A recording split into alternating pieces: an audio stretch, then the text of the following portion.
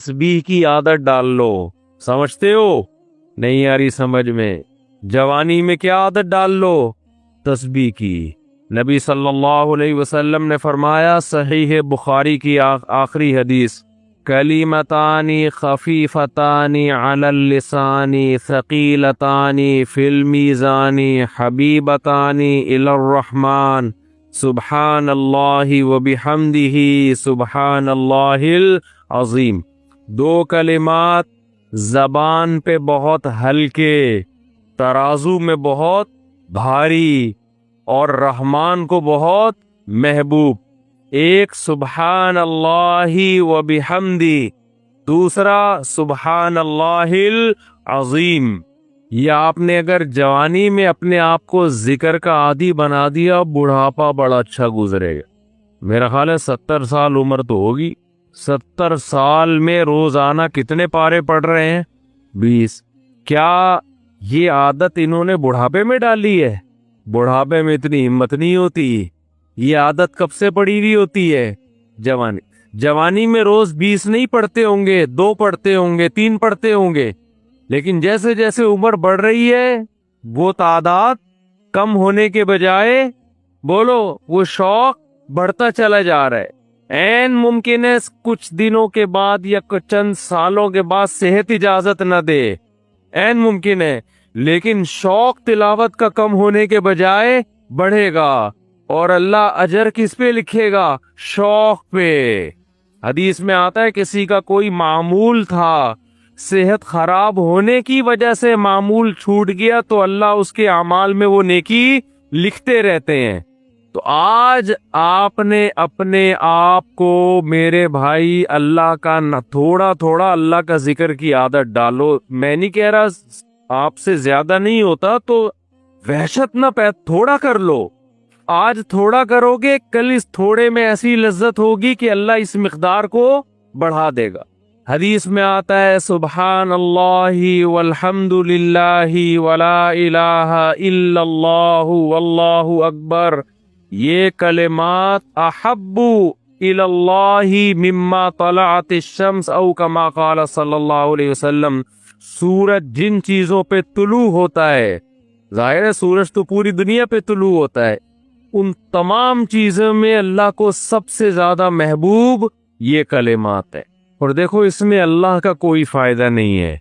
अल्लाह की आप हम्दो सना करें, अल्लाह का कोई फायदा नहीं है। अल्लाह ये चाहते हैं मेरे बंदे अपनी जबान से मेरा नाम लिया करें।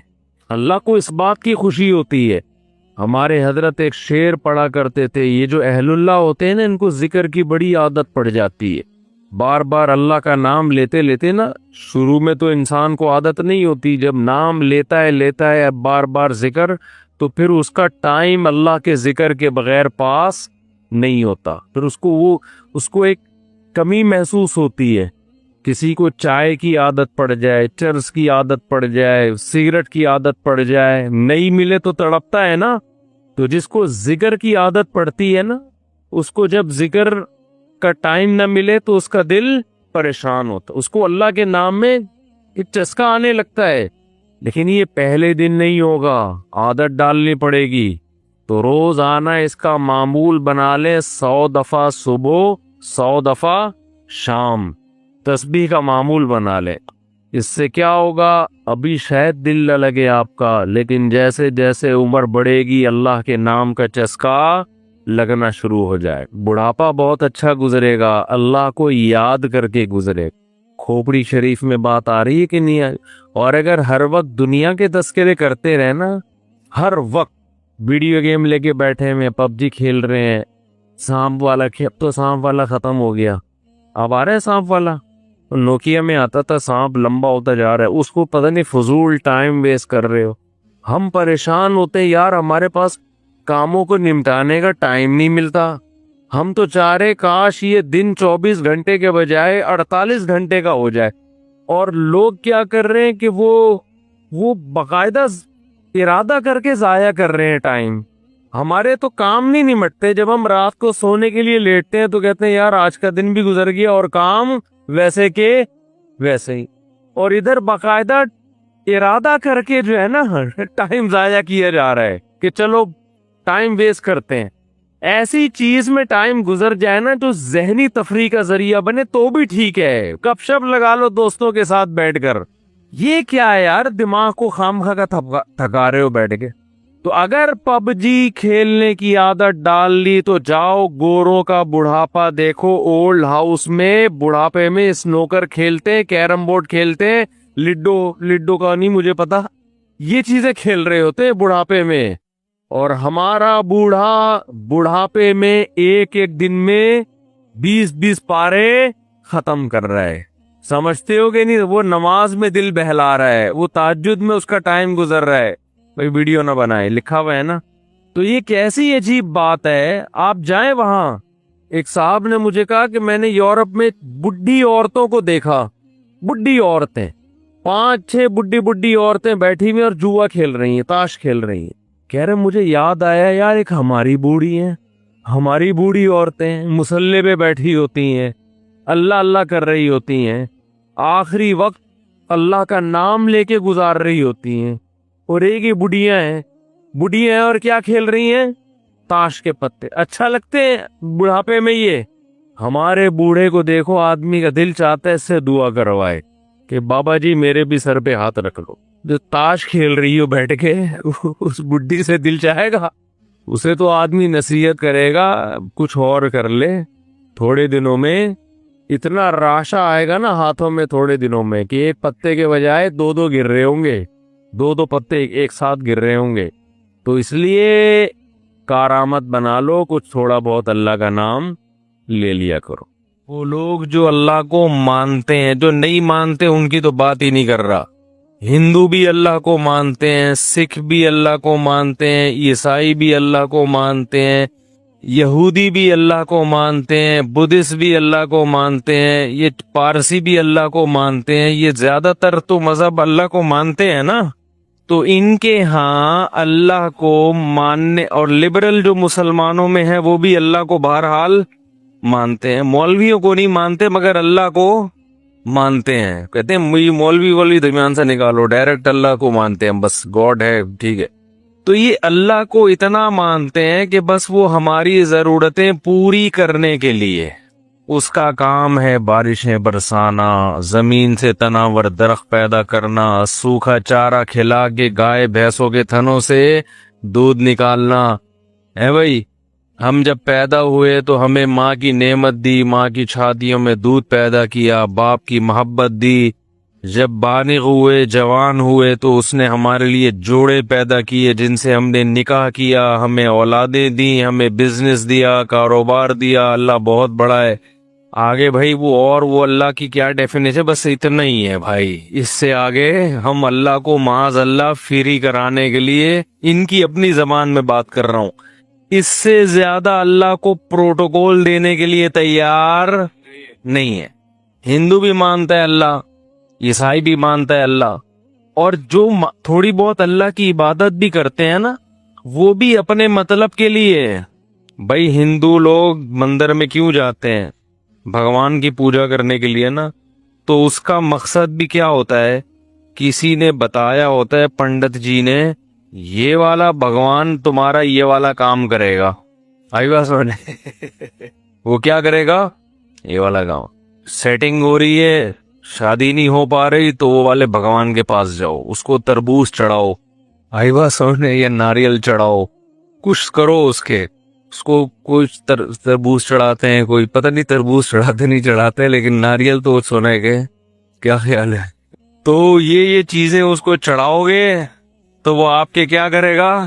کام آئے گا. جبکہ اسلام نے جو عبادت کا تصور دیا ہے اس میں اللہ آپ کے کام آئے یا نہ آئے, نماز آپ کو بہرحال پڑھنی.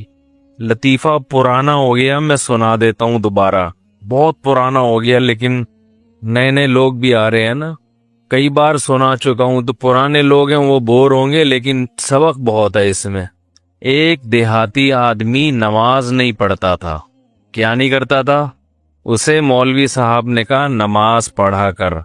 اس نے کہا کہ اگر میں نماز پڑھوں گا نا تو میری گائے بھینسوں کی رکھوالی کون کرے گا؟ مولوی صاحب نے کہا دیکھ, نماز پڑھنے سے رزق میں برکت ہوتی ہے. تو نماز جب پڑھے گا تو تیری بھینسیں اور زیادہ دودھ دیں گی کیونکہ اللہ کی عبادت سے برکت ہوگی. تو ایک دن اس نے کہا چلو ٹرائی کرنے میں کوئی حرج نہیں ہے. فجر کی نماز پڑھی, گھر گیا تو ایک بھینس مر گئی. بھینس کیا ہو گئی؟ مر. اس نے کہا یہ کیا ڈرامہ ہے یار. مولوی صاحب کے پاس آیا کہ آپ نے تو کہا تھا بھینسیں دودھ دیں گی, میری تو بھینس مر گئی. مولوی صاحب نے کہا اصل میں اللہ تمہارا امتحان لے رہا ہے کہ تم کتنے مضبوط ہو ایمان میں. تو ایک دو ہوگا پھر اس کے بعد ڈبل ہو جائے گا دودھ. اس نے کہا چلو ٹھیک ہے. ظہر میں آیا, گیا, دوسری مر گئی. پھر امام صاحب کے پاس آیا. امام صاحب نے کہا ابھی امتحان کی کچھ کڑیاں کیا ہیں, سخت کڑیاں ہیں اور یہ ابھی کچھ گھڑیاں باقی ہیں امتحان کی. پھر آ گیا, عصر پڑھنے گیا تو ایک اور بھینس مر گئی. تو ایک کٹا ہوتا ہے نا بھینس کے چھوٹے چھوٹے بچے, وہ بہت شور مچا رہا تھا. تو یہ اس کو کہتا ہے زیادہ شور نہیں مچا, تو خالی 2 نفل کی مار ہے. تو کیا ہے, یعنی تیرے پیرنٹس کو مارنے کے لیے نا 4 فرض پڑھنے پڑے ہیں. وہ بڑے بڑے بھینسے تھے, تو اتنا سا ہے 2 نفل پڑھوں گا اور مر جائے گا. تو وہ کیوں نماز پڑھ رہا تھا؟ دانت میں کچھ پھنسا ہوا ہے. اس کے ذہن میں یہ بات بیٹھ گئی تھی کہ بھئی عبادت کرنے سے رزق میں برکت ہوگی. حالانکہ وہ یقیناً برکت ہوتی ہے, مگر عبادت رزق میں برکت کے لیے نہیں کی جاتی. وہ تو کرنی ہے, بھینس مرے یا زندہ رہے. فجر بھی پڑھنی ہے, ظہر بھی پڑھنی ہے, عصر بھی پڑھنی ہے, مغرب بھی پڑھنی ہے اور عشاء بھی پڑھنی ہے. کیوں؟ اس لیے نہیں کہ رزق میں برکت ہو. ہم نماز اس لیے تھوڑی پڑھتے ہیں, اس لیے کہ جو کھلا رہا ہے پالیسی بھی اسی کی چلے گی. وہ جب کھلا رہا ہے اور نعمتیں دے رہا ہے تو جب عبادت کے لیے بلائے گا ہمیں اور آپ کو جانا پڑے گا, چاہے ہمارا فائدہ ہو یا ہمارا نقصان ہو. میں نے جمعے کے بیان میں ایک واقعہ سنایا تھا نا کس سابق حکومت کا, کہ پنجاب میں کو ایجوکیشن سسٹم شروع کر دیا. جب کو ایجوکیشن سسٹم شروع کیا ہے تو علماء گئے وزیر اعلیٰ کے پاس کہ بھئی یہ کیا ڈرامہ شروع کر دیا تم نے. حکومت نے کہا تھا ہمارے پاس فنڈ نہیں ہے الگ الگ اسکولوں کا. تو پھر وہ حکومت نے بتایا علماء کو کہ فنڈ کا مسئلہ نہیں ہے, باہر سے مدد آتی ہے, ان کی یہ ریکوائرمنٹ ہے, ان کا یہ کہنا ہے کہ الگ الگ اسکول نہیں بناؤ, لڑکے لڑکیوں کو ساتھ بٹھاؤ. تو علماء بڑے حیران ہوئے, یار یہ کیا کر رہے ہو. تو پھر وہ حکومت نے کہا کہ جن کا کھاتے ہیں پالیسی